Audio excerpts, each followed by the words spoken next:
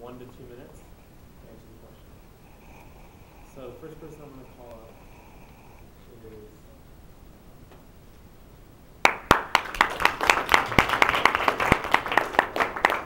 my question for you is what's the most fun you've ever had with your clothes on? Clothes on, wow. Well, the clothes on bit really narrows down my selection, so let me tell you. So I think the most fun I've had was probably the first time I ever went rock climbing. It was just such a great experience for me. And there was this one moment that I'll never ever in my entire life forget. It's this moment where I was climbing up the wall, and I was already there for about 45 minutes, so I was super tired. I was climbing up, and then about a quarter of the way through, I wanted to give up. And the belayer, who was the guy who stands down there and holds you to make sure you don't die, said to me, "Don't quit now, you know you can do it." And I told him, "Okay, I'll try one more time, whatever." Made it about 3/4 of the way up and said, "Oh, I want to quit. I gotta quit." And the belayer said, "Nope, you're making it to the top." And at that moment, I felt a rush of energy, just the adrenaline. And then I climbed back on, and the last part of the climb was this jump.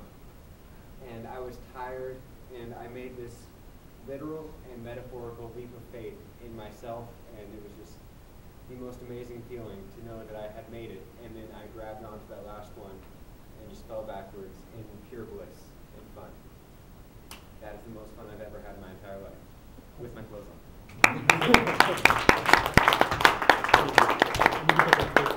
What's that? Oh, you go to the next person. How's about, what was, Mark?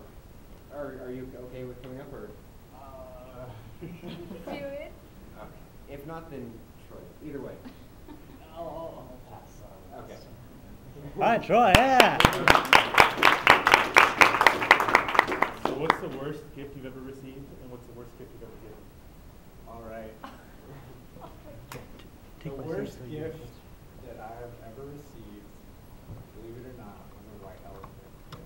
And it happened to be for Christmas this past year.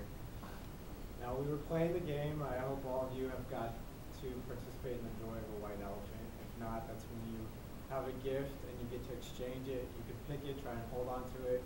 You just can't unwrap it, so you don't know what's hiding behind it. And it's a lot of challenging, just good fun between friends, and a lot of them are gag gifts and that sort of thing. So anyways, this past Christmas, underneath the tree was this amazing looking item. It was really weird shaped and wrapped in a bag, because it was so cool that they couldn't even wrap it with wrapping paper. It had to be a bag. So I was protruding from all angles and stuff, and something in me just really wanted to find out what was inside this bag. So I got this item and I held on to it, like I was trying to hide it so no one else would get it.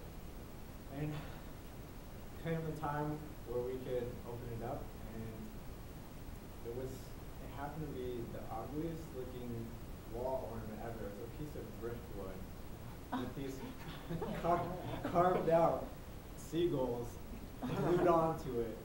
And they wanted to, whoever was giving it wanted to add some more to it, so they taped pieces of candy to it to improve it. So that was the worst gift that I've ever received. The worst gift that I've ever given was probably my gift that I gave at the same thing. And I think I bought this really cheap nativity scene from a dollar store. And I shaved that up and gave that as a gift. So those were the gifts that I had to talk about.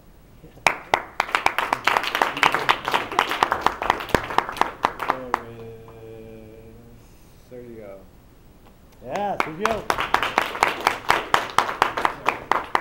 What would you do if you had no fear?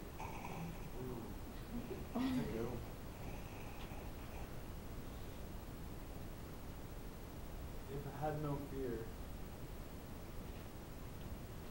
I would do what I do today. Go out and speak to people in public. I would hope to make a difference somewhere. Hopefully go out somewhere and maybe donate my time to help somebody or some people in our organization do better things, or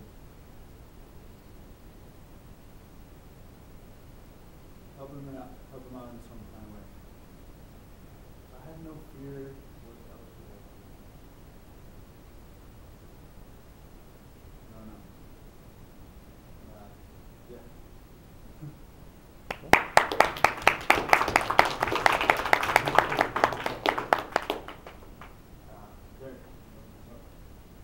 Yeah.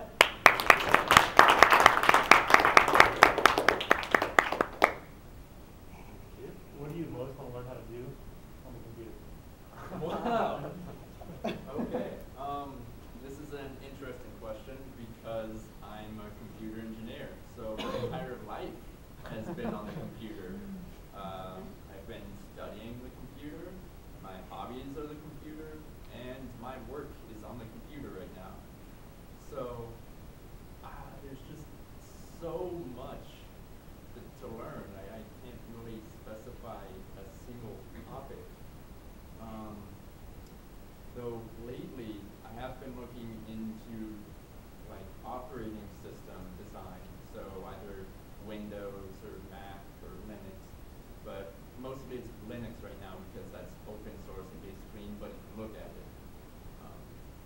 So I've really been trying to look into Linux and how it's working and what has to be done for an operating system to actually be used by a person, as well as how it interacts with the hardware and networking and that kind of thing. So yeah, operating systems would be my main concern right now. Let's see. Jordan.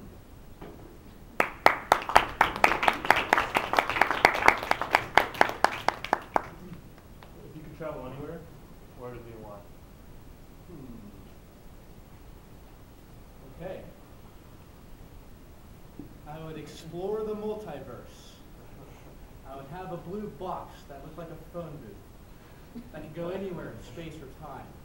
I'd travel with a wily companion who would be able to see everything before it happens and look at possibilities and talk about how time's not really like a fabric, it's like a rug. And we just go around saving alien species from imminent doom and threats. We'd go to Earth and, you know, they would have the most problems. They always do. And just have wacky, wily, fun experiences. You know, try an anti-aging drug finally because it probably exists 35,000 years from now. And if I was to travel the universe, I'd go back in time and probably kill Hitler or stop him in some way. That guy was kind of a dick. I would show Julius Caesar an iPod. And they'd see where things play out. And that's what I would do if I could go anywhere.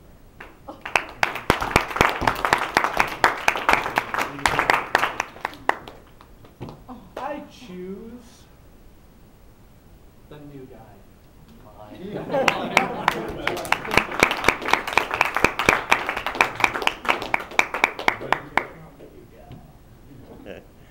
Standard procedure. So if you won a $500 million jackpot, what's the first thing you would do and why? If I won a $500 million jackpot, the first thing I would do would be to pay off any massive student debt that I had accrued and will be accruing in the future, just so that I could take that serious burden off of my mind that everybody these days seems to have to deal with. So yeah, that way I could spend the rest of it in a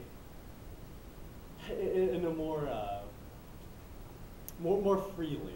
I could give some of it away, and I could spend the rest on stuff I just enjoy, and so that's what I do with that jackpot. Yeah.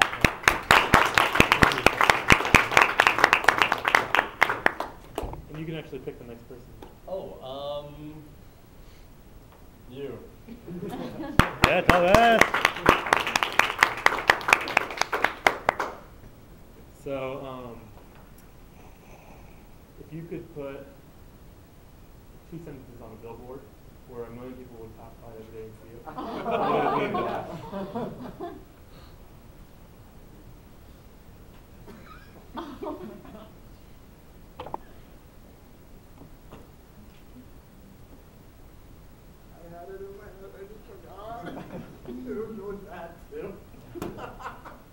If I could put something on a billboard, say, and millions and millions of people would stop and read it, it would be, I seriously no idea. Everybody get down and party tonight? Uncle Loco Club? I don't know. I seriously don't know, because it'd be a value, it would be a clear waste of space if a billion people are going to be seeing it, and all you do is just put something stupid about partying, and that's going to be a complete waste. So if I were to honestly put something really legitimate and think about it, I would honestly put, I don't always put signs on, I always don't put two sentences on billboards, but when I do, I drink Dos Equis and make sure the sentences are good.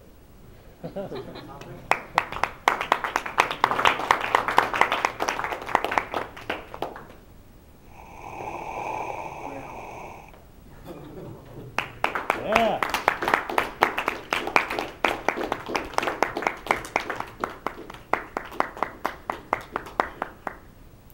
So what one item do you think everybody in the world should have? I think everybody should have an accountant. I was an accounting major, and it is incredibly boring yet useful. And if you can understand how to balance your debits and credits, you'll go far. That's it.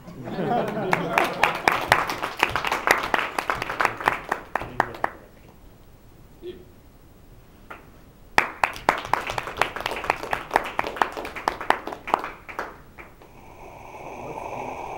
Most afraid of getting wrong? Speech I would be most afraid of giving and why would probably be my funeral speech. I'd be afraid of what I may or may not say during my funeral. I'm not sure who's going to be there. I'm not sure who's not going to be there. I don't want to offend anybody. I don't want to upset anybody. He had how much money? He did what with his taxes? So I would be afraid to do that. I wouldn't want to be the person. I know here at Toastmasters we often say you'd rather be the one giving the eulogy than be in the casket. But in this scenario, I'd rather be in the casket than be the one giving the eulogy. Because I don't know what's going to happen, who's going to be there. I've seen TV shows do this kind of thing, where you're like viewing your death and who's there and who's not there. It's out of control sometimes. Start talking bad about the person. People are trying to defend your honor. Others are trying to bring you down. Just a mess. So I would not want to be the person in the podium over here trying to speak on one's behalf, trying not to get emotional or anything. So I'd rather be in the casket. Just let me be in the casket. Avoid all that confusion. I don't want to give the speech. I don't want to talk about it. So tell Toastmaster. One last one.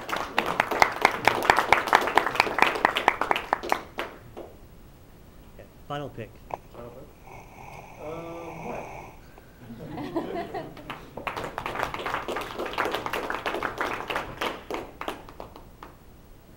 What's the worst movie you've ever watched? Thank you, Mr. Taylor, Thomas Master, fellow Toastmasters, honored guests. The worst movie I've ever watched was a movie called Train. What was it called? It was a horror movie about this wrestling team that went to Europe. And on the train, they ended up selling their organs and all this nasty stuff. In my opinion, it's the worst movie ever because I did not enjoy it. Why would you spend 2 hours of your life watching something that does not help you in any way, and you didn't even enjoy it? I've been a little obsessed lately with a show called The Gold Rush. Now, I know that I'm probably never going to pay in gold. That's not the point. I enjoy watching the show. So, it's not a complete waste of time if you're at least enjoying what you're doing. And in that case of the train movie, that was a complete waste of time. But I didn't enjoy it. In the case of The Gold Rush, that's always going to be a good use of my time.